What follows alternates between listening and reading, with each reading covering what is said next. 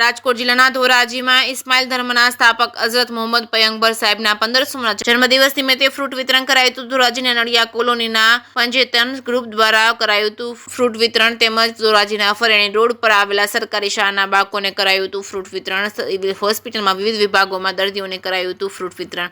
ઇસ્માઇલ ધર્મના સ્થાપક હઝરત મોહમ્મદ પયગંબર સાહેબના 1500મા જન્મદિવસ નિમિત્તે આ સેવાકીય કાર્ય કરવામાં આવ્યું હતું। જે કે સિંગુદતી સાથે મતીન બાપુ સૈયદ ધોરાજી। આજ રોજ અમારા પૈગંબર સાહેબ મોહમ્મદ સલ્લલ્લાહુ અલૈહિ વસલ્લમનો જન્મદિન હોવાથી ઈદે મિલાદુન નબીના મોકા ઉપર આજ રોજ અમે સરકારી શાળા નંબર 2 અને સિવિલ હોસ્પિટલ ઉપર અમે ફ્રૂટ વિતરણ કરેલા છે દર્દીઓ માટે।